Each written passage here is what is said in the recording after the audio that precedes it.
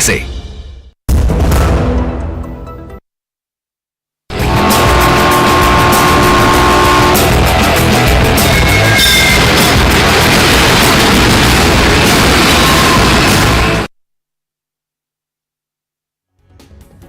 स्वागत है आप सभी खास बुलेटिन एक्सप्रेस 100 में, जहां हम आपके लिए लेकर आते हैं राजनीति, मनोरंजन, देश, दुनिया, खेल और व्यापार जगत की सभी बड़ी खबरों को एक्सप्रेस यानी कि फटाफट अंदाज में। मैं हूं लालचंद्र सिंह। तो आइए देखते हैं खबरें तेज रफ्तार से। प्रधानमंत्री नरेंद्र मोदी ने वीडियो कॉन्फ्रेंसिंग के माध्यम से सरकारी विभागों और संगठनों में नवनियुक्त भर्ती के लिए आज 71,000 नियुक्ति पत्र वितरित किए। उन्होंने सरकारी विभागों और संगठनों में नए भर्ती हुए लोगों के साथ बातचीत भी की। प्रधानमंत्री ने कहा कि यह साल 2023 का पहला रोजगार मेला है। इस साल की शुरुआत उज्जवल भविष्य की नई उम्मीदों के साथ हुई है। आने वाले दिनों में लाखों और परिवारों को सरकारी नौकरी में नियुक्ति मिलने वाली है। उन्होंने कहा कि केंद्र सरकार, एनडीए और भाजपा शासित राज्यों में भी लगातार रोजगार मेले का आयोजन किया जा रहा है। निरंतर हो रहे ये रोजगार मेले अब हमारी सरकार की पहचान बन गए। प्रधानमंत्री नरेंद्र मोदी ने कहा कि आप सभी ने महसूस किया होगा कि भर्ती प्रक्रिया में व्यापक बदलाव हुआ है। केंद्रीय सेवाओं की भर्ती प्रक्रिया पहले के मुकाबले ज्यादा कारगर और समयबद्ध हुई है। आज आप भर्ती प्रक्रिया में जिस पारदर्शिता और रफ्तार को देख रहे हैं वो सरकार के हर काम में दिख रहा है। उन्होंने कहा कि पारदर्शी तरीके से भर्ती और पदोन्नति युवाओं में भरोसा जगाती है। ये पारदर्शिता बेहतर तरीके से उन्हें प्रतियोगिता में उतरने के लिए प्रेरित करती है। हमारी सरकार इसी दिशा में निरंतर काम कर रही है। पीएम ने कहा कि तेजी से आगे बढ़ते हुए भारत में रोजगार और स्वरोजगार के अवसर लगातार बन रहे हैं। जब विकास तेजी से होने लगता है तब स्वरोजगार के अवसर अनगिनत मात्रा में बढ़ने लगते हैं। आज स्वरोजगार का क्षेत्र बहुत आगे बढ़ रहा है। उन्होंने कहा कि पिछले 8 वर्षों में व्यापक स्तर पर आधारभूत संरचना के विकास से रोजगार के लाखों अवसर बने हैं। आधारभूत संरचना में 100 लाख करोड़ रुपए का निवेश रोजगार की अपार संभावनाओं के द्वार खोल रहा है। केंद्रीय मंत्री किरेन रिजिजू ने लखनऊ में रोजगार मेला में हिस्सा लिया। उन्होंने युवाओं को नियुक्ति पत्र प्रदान किए। रिजिजू ने कहा कि प्रधानमंत्री मोदी की पहल पर देश भर में रोजगार देने का सबसे बड़ा अभियान शुरू किया गया है। वहीं केंद्रीय सूचना एवं प्रसारण मंत्री अनुराग सिंह ठाकुर ने जवाहर नवोदय विद्यालय और केंद्रीय विद्यालय हमीरपुर के विद्यार्थियों के साथ परीक्षा पे चर्चा कार्यक्रम में भाग लिया। उन्होंने आगामी 27 जनवरी को परीक्षा पे चर्चा कार्यक्रम में भाग लेने के लिए छात्रों को प्रोत्साहित किया। छात्रों से केंद्रीय मंत्री अनुराग सिंह ठाकुर ने कहा कि परीक्षाओं को अपने जीवन की असफलताओं से नहीं जोड़ना चाहिए। दिल्ली के राष्ट्रीय मीडिया केंद्र में भी नवनियुक्त अभ्यर्थियों को नियुक्ति पत्र प्रदान किए गए। नवनियुक्तों ने मिशन मोड में युवाओं को रोजगार मुहैया कराने के केंद्र सरकार के पहल की सराहना की। मुंबई में भी आयोजित रोजगार मेला कार्यक्रम में केंद्रीय राज्य मंत्री अनुप्रिया पटेल ने 25 युवाओं को नियुक्ति पत्र दिया। इस कार्यक्रम में 10 सरकारी विभागों में 117 नवनियुक्तों को नियुक्ति पत्र दिए गए। केंद्रीय शिक्षा राज्य मंत्री सुभाष सरकार ने कोलकाता में रोजगार मेले के दौरान युवाओं को नियुक्ति पत्र सौंपे। युवाओं ने वर्चुअल माध्यम से पीएम मोदी का संबोधन सुना। युवा रोजगार हासिल करके बहुत खुश दिखे और उन्होंने पीएम मोदी के प्रति आभार जताया। भाजपा के राष्ट्रीय अध्यक्ष जेपी नड्डा और उत्तर प्रदेश के मुख्यमंत्री योगी आदित्यनाथ ने आज वाराणसी में काशी विश्वनाथ के दर्शन किए। भाजपा अध्यक्ष ने काशी में काल भैरव के दर्शन और समस्त देशवासियों के कल्याण के लिए प्रार्थना की। भाजपा अध्यक्ष ने उत्तर प्रदेश के गाजीपुर स्थित आत्मज्ञानी संत पवहारी बाबा जी के आश्रम में दर्शन किए। जेपी नड्डा ने गाजीपुर में पूर्व सैनिकों को सम्मानित करते हुए कहा कि नरेंद्र मोदी जी ने प्रधानमंत्री बनने के बाद देश की सुरक्षा को लेकर कड़े फैसले लिए हैं। जेपी नड्डा ने कहा कि पीएम मोदी ने दुनिया को बता दिया है कि भारत न तो किसी तरह के आतंकवाद का समर्थन करता है और न ही इसे बर्दाश्त करेगा। जेपी नड्डा ने गाजीपुर के आईटीआई मैदान में एक जनसभा के दौरान प्रदेश की योगी सरकार की जमकर प्रशंसा की। उन्होंने भाजपा से पहले की सरकारों को पिछड़ेपन और भ्रष्टाचार का जिम्मेदार बताया। उत्तर प्रदेश के मुख्यमंत्री योगी आदित्यनाथ ने भी विपक्ष पर कई हमले बोले। उन्होंने कहा कि प्रधानमंत्री मोदी के नेतृत्व में प्रदेश की राजनीति से जाति और मजहब को लोगों ने उखाड़ फेंका है।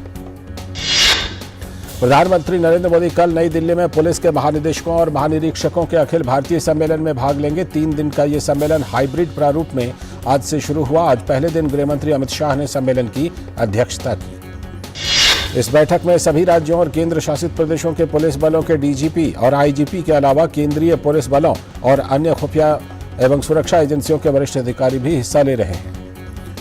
बैठक में आतंकवाद, वामपंथी उग्रवाद, साइबर सुरक्षा, ड्रोन के खतरों और मादक पदार्थों की तस्करी जैसे कई विषयों पर चर्चा होने की उम्मीद है। बैठक में बीते सम्मेलन के दौरान तय किए गए लक्ष्यों की भी समीक्षा होने की संभावना है। रक्षा मंत्री राजनाथ सिंह ने पाकिस्तान की आर्थिक स्थिति को लेकर बयान दिया है। उन्होंने कहा कि चाहे पीओके हो या पाकिस्तान, वहां भी जनता सुखी रहे, हम सदैव यही कामना करेंगे। राजनाथ सिंह ने कहा कि भारत दुनिया का इकलौता देश है जिसने भारत की सीमा में रहने वाले लोगों को ही अपने परिवार का सदस्य नहीं माना, बल्कि वसुधैव कुटुंबकम का संदेश देने वाला भी भारत है। चीन की कायराना हरकतों पर रक्षा मंत्री ने कहा कि उसे भारत की ताकत अच्छी तरह से मालूम है, मुझे इस संबंध में कोई टिप्पणी करने की जरूरत नहीं है।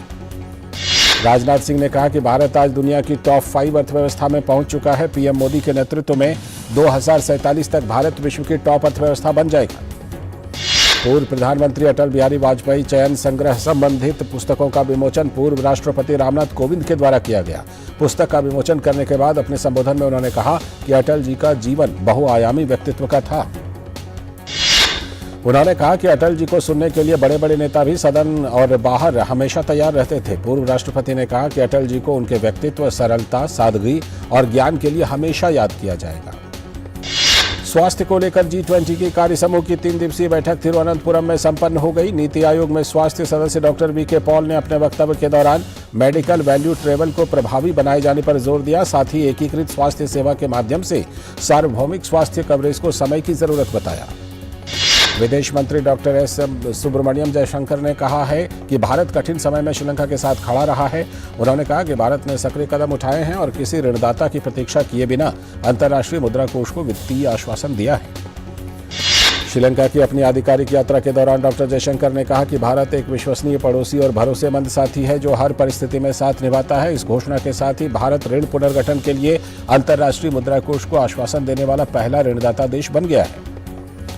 इससे पहले डॉक्टर जयशंकर ने श्रीलंका के राष्ट्रपति रानिल विक्रमसिंघे से मुलाकात की। भारतीय मूल के तमिलों की आवश्यकताओं पर विशेष ध्यान देने की आवश्यकता पर विमर्श किया गया।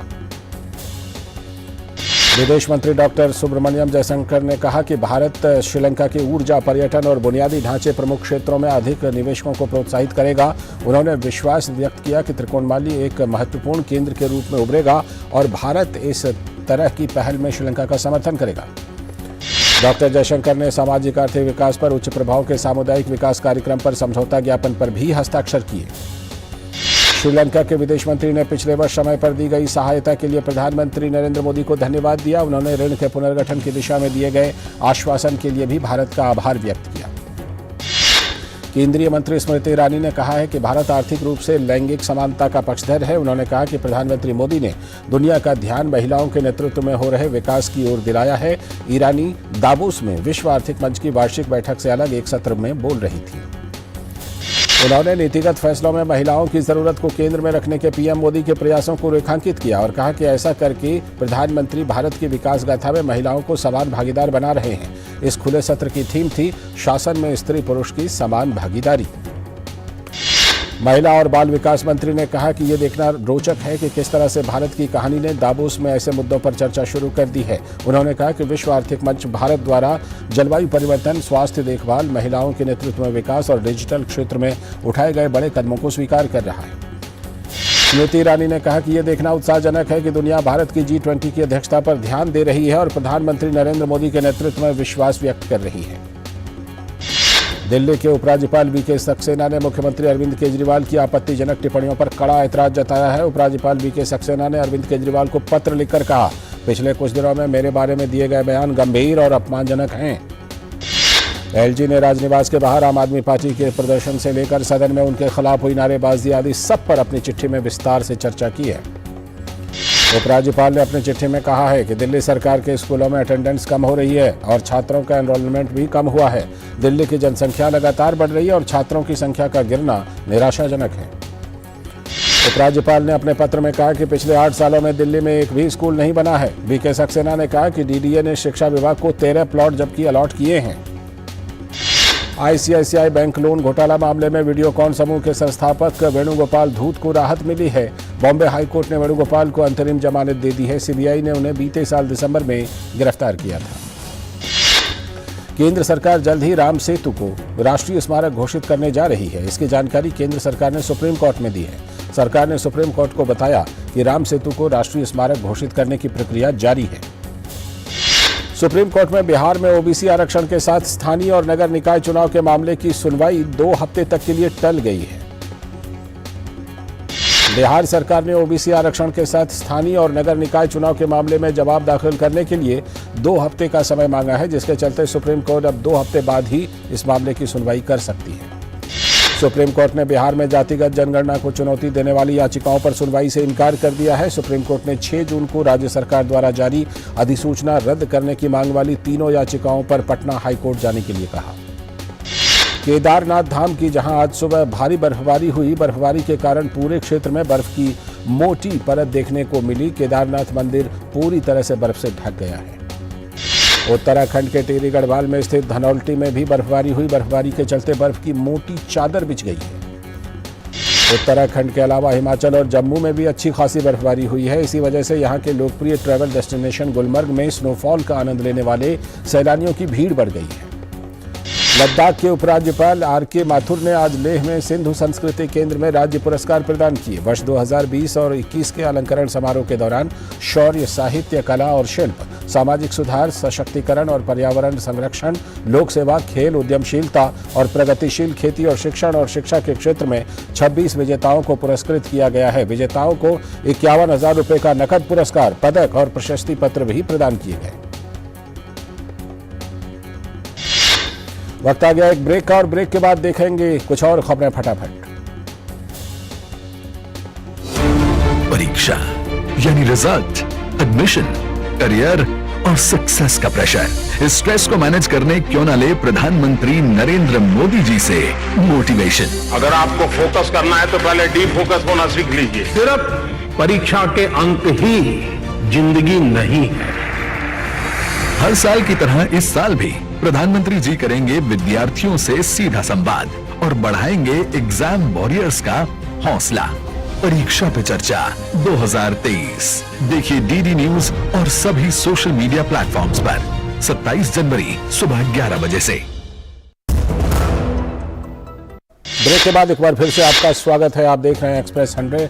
आगे की खबरों में देखते हैं कुछ और खबरें। अमेरिका की फार्मास्यूटिकल दिग्गज कंपनी फाइजर के सीईओ अल्बर्ट बोर्ला को विश्व आर्थिक मंच की बैठक के दौरान फाइजर की कोविड वैक्सीन के प्रभाव के बारे में कई सवालों का सामना करना पड़ा। उन्होंने बार बार किए जा रहे सवालों को नजरअंदाज कर दिया।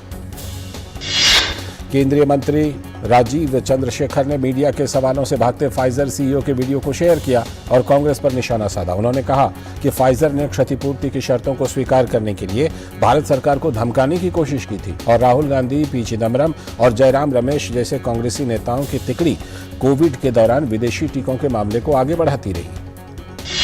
उपभोक्ता कार्य, खाद्य एवं सार्वजनिक वितरण मंत्रालय के तहत उपभोक्ता कार्य विभाग ने आज प्रसिद्ध लोगों, प्रभावशाली व्यक्तियों और सोशल मीडिया पर असर डालने वाली जानी मानी हस्तियों के लिए एंडोर्समेंट नो हाउ नाम से दिशा निर्देश जारी किए। इस दिशा निर्देशिका का उद्देश्य ये सुनिश्चित करना है कि लोग उत्पादों या सेवाओं का विज्ञापन करते समय अपने श्रोताओं एवं दर्शकों को गुमराह न करें और विज्ञापन उपभोक्ता संरक्षण अधिनियम तथा किसी भी अन्य संबंधित नियम या दिशा निर्देशों के अनुपालन में ही प्रदर्शित हों। एंडोर्समेंट नो हाउ दिशा निर्देशिका ये निर्दिष्ट करती है कि किसी भी विज्ञापन में स्पष्टीकरण को प्रमुखता से और साफ साफ शब्दों में प्रदर्शित किया जाना चाहिए, क्योंकि उन्हें याद करना बेहद मुश्किल हो जाता है। कोई भी प्रसिद्ध सेलिब्रिटी, प्रभावशाली व्यक्ति और सोशल मीडिया पर असर डालने वाली जानी मानी हस्ती जिसकी उपभोक्ताओं तक अधिक पहुंच है और वो किसी उत्पाद, सेवा, ब्रांड या अनुभव के बारे में उनके क्रय निर्णयों या विचारों को प्रभावित कर सकता है, तो उसे विज्ञापनदाता के साथ किसी भी अपने भौतिक संबंध का खुलासा भी करना चाहिए। कारोबारी सप्ताह के आखिरी दिन शुक्रवार को भारतीय शेयर बाजार में गिरावट दर्ज की गई। बॉम्बे स्टॉक एक्सचेंज का संवेदी सूचकांक सेंसेक्स 236 अंकों की गिरावट के साथ 60,621 पर बंद हुआ। वहीं नेशनल स्टॉक एक्सचेंज के निफ्टी में भी गिरावट दर्ज की गई। निफ्टी 80 अंकों की गिरावट के साथ 18,027 पर बंद हुआ। अगर सोने की कीमतों में लगातार बढ़ोतरी हो रही है, MCX पर शुक्रवार को सोने की कीमत लगातार दूसरे दिन 56,850 रुपये प्रति 10 ग्राम के रिकॉर्ड स्तर पर पहुंच गई, तो वहीं चांदी की कीमतों में भी फिलहाल मजबूती ही देखी जा रही है। विश्व आर्थिक मंच के संस्थापक और कार्यकारी चेयरमैन क्लॉस श्वाब ने कहा कि वैश्विक संकट के बीच भारत एक उज्जवल स्थान है। साथ ही उन्होंने प्रधानमंत्री नरेंद्र मोदी के नेतृत्व की तारीफ की है। एयर इंडिया की न्यूयॉर्क दिल्ली उड़ान के दौरान एक यात्री के कथित तौर पर एक महिला सहयात्री पर पेशाब करने की घटना के संदर्भ में विमानन नियामक DGCA ने एयरलाइन पर 30 लाख रुपए का जुर्माना लगाया। वहीं DGCA ने उड़ान के पायलट इन कमांड के लाइसेंस को 3 महीने के लिए निलंबित भी कर दिया है। इन्वेस्टर समिट UPGIS-23 के लिए अहमदाबाद में रोड शो करने के लिए पहुंची टीम योगी को निवेशकों का भरपूर साथ मिल रहा है। B2G मीटिंग्स में मेडिकल के क्षेत्र की दिग्गज फर्म ने निवेश के लिए अपनी हामी भरने के साथ योगी सरकार की खूबियों की जमकर तारीफ की। बाजार नियामक सेबी ने 9 लापता संस्थाओं को अंतिम नोटिस जारी किया है, जो नियामक द्वारा उनके खिलाफ की जा रही विभिन्न कार्यवाही के संबंध में है। और वहीं सेबी ने एक और बड़ी कार्रवाई करते हुए एक बिजनेस न्यूज टीवी चैनल पर बाजार विशेषज्ञों द्वारा किए गए फ्रंट रनिंग को लक्षित करते हुए राष्ट्रव्यापी छापे भी मारे। हुंडई मोटर इंडिया ने अपनी लोकप्रिय हैचबैक ग्रैंड i10 नियोस का फेसलिफ्ट संस्करण आज भारतीय बाजार में पेश किया। कार की एक्स शोरूम कीमत 5,68,000 रुपए से शुरू हो रही है। अमेरिका ने यूक्रेन के लिए सैन्य सहायता के एक नए पैकेज की घोषणा की। अमेरिका ने इस नए पैकेज में $2.5 बिलियन के सैन्य सहायता देने की घोषणा की है।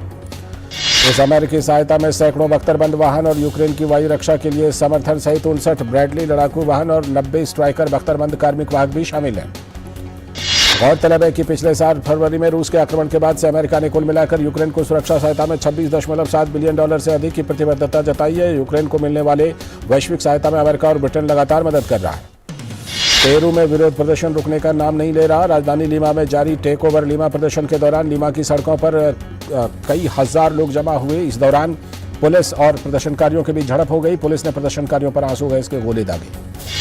अपने बचाव में प्रदर्शनकारियों के आंसू गैस के कनस्तरों को वापस पुलिस की तरफ फेंक दिया। पिछले महीने से विरोध प्रदर्शनों से जुड़ी घटनाओं में 50 से भी अधिक मौतों के कारण प्रदर्शनकारियों का गुस्सा कल लीमा की सड़कों पर दिखाई दिया। पूर्व राष्ट्रपति पेड्रो कैस्टिलो के समर्थक वर्तमान राष्ट्रपति बोलुआर्टे के इस्तीफे की मांग, त्वरित आम चुनाव और एक नए संविधान की मांग कर रहे हैं। दिसंबर से ही पूर्व राष्ट्रपति पेड्रो कैस्टिलो को अचानक हटाए जाने के बाद से देश में विरोध प्रदर्शन जारी है। वहीं मानवाधिकार समूह ने पुलिस और सेना पर विरोध प्रदर्शनों के दौरान घातक अग्नियास्त्रों के इस्तेमाल करने का आरोप लगाया। हालांकि पुलिस का कहना है कि प्रदर्शन के दौरान प्रदर्शनकारियों ने हथियारों और घरेलू विस्फोटकों का इस्तेमाल किया। सर्बिया के दक्षिणी भागों में इन दिनों भारी बारिश हो रही है। भारी बारिश के कारण कई नदियां उफान पर हैं। वहीं नोवी पजार में कल 2 व्यक्ति बाढ़ में बह गए। सीसीटीवी फुटेज में एक व्यक्ति को रस्का नदी में गिरते हुए देखा गया। इस दौरान एक अन्य व्यक्ति जो उस व्यक्ति को बचाने की कोशिश कर रहा था वो भी बाढ़ की चपेट में आ गया। वहीं दूसरी ओर कोसोवो के उत्तरी और पश्चिमी क्षेत्र भारी बारिश के कारण बाढ़ की चपेट में है। बारिश के कारण नदियों का जलस्तर बढ़ा हुआ है। बाढ़ के कारण लोगों के घर, सड़कें और खेत जलमग्न हैं। कोसोवो में भारी बारिश के जल शोधन करने वाली फैक्ट्रियां भी दूषित हो गई हैं, जिससे कुछ इलाकों में पीने के पानी में कटौती करनी पड़ रही है। कोसोवो के मौसम विभाग के अनुसार आने वाले दिनों में बाढ़ की स्थिति में और बढ़ोतरी हो सकती है। चीन, जापान और दूसरे पूर्वी एशियाई देश नए साल के स्वागत के लिए तैयार हैं। इन देशों में रविवार से खरगोश का चंद्र नववर्ष का आगाज हो रहा है, सिवाय वियतनाम के जो बिल्ली के वर्ष का स्वागत करेगा। वियतनाम नए वर्ष के स्वागत के लिए गलियों, सड़कों और सार्वजनिक स्थानों पर बिल्ली की तस्वीरों, मूर्तियों और कटआउट से सजाया गया है। दुकानें बिल्ली की थीम वाली सजावट से भरी पड़ी हैं। चीन में 15 दिन तक चलने वाले इस उत्सव को बसंत उत्सव के रूप में भी जाना जाता है, जबकि वियतनाम में इस त्योहार को टेट, दक्षिण कोरिया में सियोलाल और इंडोनेशिया में इम्प्लेक कहा जाता है। वियतनामी लोग खरगोश की जगह बिल्ली और बैल की जगह भैंस को सम्मान देते हैं। इसलिए चीन में जहां इस साल खरगोश का साल होगा तो वहीं वियतनाम में बिल्ली का। भारत और न्यूजीलैंड के बीच 3 मैच की वनडे सीरीज का दूसरा मुकाबला शनिवार को रायपुर में खेला जाएगा। भारतीय टीम ने हैदराबाद में खेले गए पहले मैच में न्यूजीलैंड को 12 रन से हरा दिया था। ऐसे में यह मुकाबला कीवी टीम के लिए सीरीज बचाने वाला मुकाबला होगा। ओडिशा में चल रहे हॉकी विश्व कप में ऑस्ट्रेलिया ने दक्षिण अफ्रीका को 9-2 से हरा दिया। इस जीत के साथ ही ऑस्ट्रेलिया अपने ग्रुप में शीर्ष पर काबिज है। ऑस्ट्रेलिया ने क्वार्टर फाइनल के लिए सीधे क्वालिफाई कर लिया। हॉकी विश्व कप में ही पूल ए का आखिरी मैच अर्जेंटीना और फ्रांस के बीच 5-5 की बराबरी पर खत्म हुआ। मैच ड्रॉ होने के बाद भी ऑस्ट्रेलिया ने क्वार्टर फाइनल के लिए सीधे क्वालिफाई कर लिया। ग्रुप बी में खेले गए मुकाबले में बेल्जियम ने जापान को 7-1 के अंतर से करारी शिकस्त दे दी। इस जीत के साथ ही बेल्जियम ने क्वार्टर फाइनल में जगह बना ली। पुरुष हॉकी विश्व कप में भारत ने अपने तीसरे मुकाबले में वेल्स की टीम को 4-2 से हरा दिया। इस जीत के बाद भारतीय टीम ग्रुप डी में दूसरे स्थान पर रही। ऐसे में टीम को अब क्वार्टर फाइनल में जगह बनाने के लिए क्रॉसओवर मुकाबले में 22 जनवरी को न्यूजीलैंड से भिड़ना है।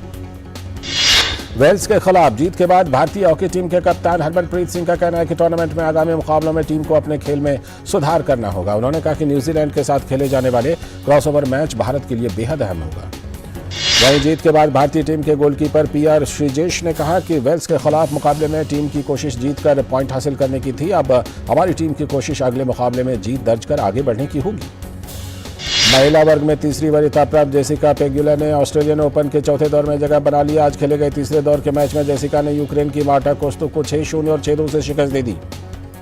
तीसरी वरीयता प्राप्त स्टेफेनोस सित्सिपास ने ऑस्ट्रेलियन ओपन के चौथे दौर में जगह बना लिया। आज खेले गए तीसरे दौर के मैच में सित्सिपास ने नीदरलैंड्स के टैलोन ग्रेक्सपोर को 6-2, 7-6, 6-3 से शिकस्त दी। सित्सिपास अपने पहले ग्रैंड स्लैम की तलाश में हैं। शीर्ष वरीयता प्राप्त ईगा श्वांतेक की जीत का सिलसिला जारी है। श्वांतेक ने तीसरे सेट में क्रिस्टिना बुक्सा को 6-0, 6-1 से हराया। श्वांतेक पहली बार ऑस्ट्रेलियन ओपन जीतने की कोशिश में जुटी है। कोको गॉफ ने ऑस्ट्रेलियन ओपन के चौथे दौर में जगह बना ली है। तीसरे दौर के मैच में गॉफ ने बर्नार्डा पेरा को 6-3, 6-2 से शिकस्त दी। ये इन दोनों खिलाड़ियों के बीच पहली भिड़ंत थी। गुरुवार को लियोनेल मेसी और क्रिस्टियानो रोनाल्डो आमने सामने नजर आए। रोनाल्डो ने अल नस्र के साथ करार पर हस्ताक्षर करने के बाद सऊदी अरब में अपना पहला मैच खेला। अल नस्र के खिलाफ खेले गए इस मुकाबले को पीएसजी ने 5-4 से अपने नाम किया। इस मैच में जहां एक और पीएसजी के स्टार खिलाड़ी लियोनेल मेसी और किलियन एम्बापे ने गोल किए, तो वहीं अल नस्र की ओर से अपना पहला मुकाबला खेल रहे क्रिस्टियानो रोनाल्डो ने 2 गोल दागे। भारतीय ओलंपिक संघ ने WFI प्रमुख ब्रजभूषण शरण सिंह के खिलाफ यौन उत्पीड़न के आरोपों की जांच के लिए 7 सदस्यीय कमेटी का गठन किया है। कमेटी में मैरी कॉम, डोला बनर्जी, अलकनंदा, अशोक, योगेश्वर दत्त, सहदेव यादव और 2 अधिवक्ता भी हैं। पुष्पा 2 द रूल की शूटिंग शुरू हो चुकी है। पुष्पा 2 द रूल के मेकर्स ने इंस्टाग्राम पोस्ट के माध्यम से इसकी जानकारी दी है और कहा है कि पुष्पा 2 की शूटिंग तेजी से आगे बढ़ रही है। पूरी टीम एक बेहतरीन फिल्म बनाने के लिए अपना सर्वश्रेष्ठ दे रही है। रणदीप हुड्डा ने अपनी नई फिल्म का ऐलान कर दिया है। ये फिल्म 2016 में आई लाल रंग का सीक्वल होगी, जिसकी शूटिंग जल्द ही शुरू होने वाली है। अनिल कपूर और आदित्य रॉय कपूर की action web series the night manager का ट्रेलर रिलीज कर दिया गया है। भुवन बाम और सृष्टि गांगुली की लीड रोल वाली mini series Rafta Rafta Amazon mini TV पर 25 जनवरी से स्ट्रीम होगी। अभिनेत्री आलिया भट्ट की पहली Hollywood film heart of stone 11 अगस्त 2023 से नेटफ्लिक्स पर स्ट्रीम होगी। नेटफ्लिक्स के सह संस्थापक रीड